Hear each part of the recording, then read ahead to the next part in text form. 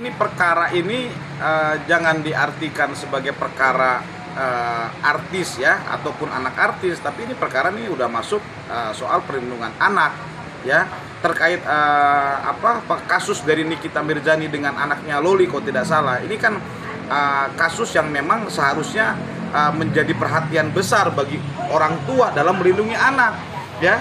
Kalau kita amati dari pernyataan dan juga keterangan dari pihak Humas Polres setempat, ini kan laporan yang dilakukan oleh Nikita Mirzani ini laporan pelindungan anak, ya, Undang-Undang Perlindungan Anak, Undang-Undang Kesehatan, ya, KUHP pasal 348. Ternyata kan ini berat sekali kalau menurut pandangan saya seperti itu terkait perkara Nikita Mirzani gitu loh. Kalau saya amati dari keterangan Humas Polres setempat dan juga keterangan dari pihak pengacara Nikita Mirzani ini sudah menyatakan laporan yang diajukan, yang disangkakan ya, pasal ini pasal yang cukup berat menurut hemat saya ya, karena ini Undang-Undang Perlindungan Anak, ancamannya sudah minimal 5 tahun sampai 15 tahun ya, kemudian pasal KUHP 348 soal aborsi ya, memaksakan persetubuhan bagi bagi orang di bawah umur, dalam hal ini kategorinya anak. Korban ini kan Loli ya, anaknya dari Nikita Mirzani, itu kategorinya anak, dia usia 17 tahun.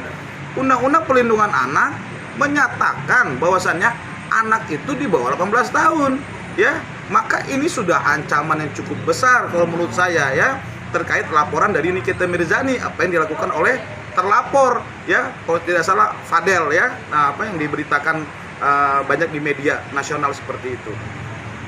Jadi kategorinya, istilahnya mungkin saya perlu koreksi ya Mas ya, ini bukan penjemputan paksa, ini sebenarnya adalah pengasuhan anak, karena kan Loli ini masih di bawah umur, maka perwalian dan pengasuhannya masih di orang tua.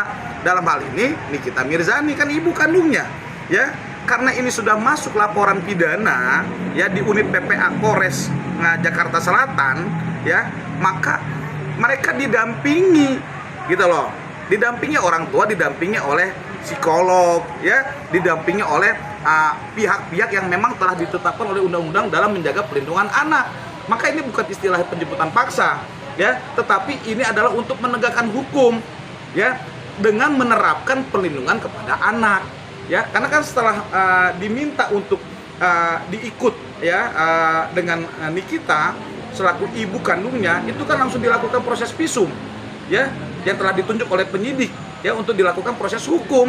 Jadi ini saya lagi mohon maaf agak dikoreksi ya, ini bukan penjemputan paksa ya, ini memang undang-undang melindungi anak-anak ya, orang tua yang hadir untuk melindunginya, untuk melaksanakan proses hukum yang baik ya, dan didampingi oleh psikolog dan juga unit PPA Polres tempat seperti itu. Sangat hati-hati dalam proses anak berkebutuhan hukum ya, ABH ini. Saya melihat unit PPA Polres Jakarta Selatan cukup tepat dalam melaksanakan undang-undang perlindungan anak dan juga undang-undang yang lainnya seperti itu. Dalam konteks dia mengeluarkan anak dari kartu keluarga ya, yang memang sebelumnya sudah rame kan, memang mereka ini ada perselisihan internal di dalam keluarga. Itu bukan domain kita secara publik, itu domain privat, itu domain keluarga, seperti kita juga ya. Soal itu kita tinggal tunggu pembuktiannya, apakah betul memang Nikita Mirzani mengeluarkan anak dari kartu keluarga. Ini kan juga nggak boleh sembarangan, harus ada penetapan pengadilan, kan begitu. Nggak hanya bisa dikeluarkan dalam Disdukcapil setempat, nggak bisa Mas ya. Kemudian kalau dikaitkan dengan kasus ini bukan juga kasus administratif ya, kasus keluarga, ini kasus pidana untuk melindungi anak. Kita nggak bicara soal perselisihan di antara mereka berdua, itu ranah privat ya. Negara hadir karena untuk melindungi anak-anak di Indonesia dari perbuatan-perbuatan yang memang tidak sesuai ya, perbuatan-perbuatan yang bisa merugikan masa depan anak tersebut gitu loh. Ini harus kita bedakan poinnya seperti itu. Jadi ada teori mengenai soal kewenangan kuasa. Anak ini, kategori anak, definisi anak itu belum cukup dan cakap dalam melaksanakan perbuatan hukum. Itulah undang-undang asas legalitasnya ditetapkan oleh Indonesia, Undang-Undang Perlindungan Anak, batas anak itu di bawah 18 tahun gitu loh. Jadi kalau udah di atas 18 tahun, secara medis dan semua psikologi itu sudah cukup cakap dia melakukan perbuatan hukum, salah ataupun benar. Loli ini masih di bawah umur 17 tahun kalau dalam media yang terkait. Tandanya apa? Dia belum cukup dan cakap untuk melakukan perbuatan hukum. Maka apa yang dia lakukan? Karena satu sisi dia ada selisih dengan secara internal dengan ibunya Nikita Mirzani, maka dia mencari perlindungan tanda kutip kepada siapa? Kepada terlapor yang dilaporkan oleh Nikita Mirzani.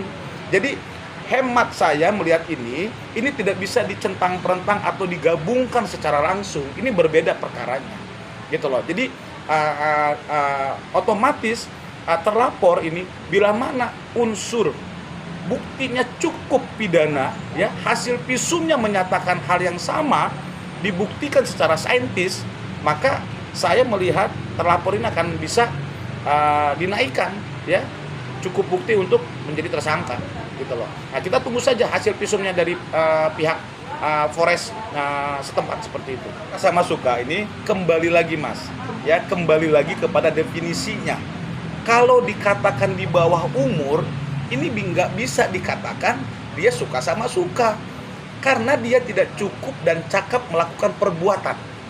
Itu poinnya, ya. Jadi otomatis ada paksaan kuasa kewenangan pihak lain yang akhirnya si korban ini atau si anak ini menerima, ya. Karena kan yang disangkakan pasalnya ada KUHP-nya juga 348 Undang-Undang Perlindungan Anaknya ini kalau nggak salah pasal 75 dan 76, ada dorongan untuk berbuat memaksakan dengan sengaja dan sebagainya. Jadi Loli ini tidak punya kuasa untuk melindungi dirinya untuk melakukan perbuatan penolakan tadi. Maka ada kuasa orang lain, ya, yang kita definisikan sebagai terlapor yang bisa memaksakan kepada Loli untuk melakukan perbuatan seperti itu.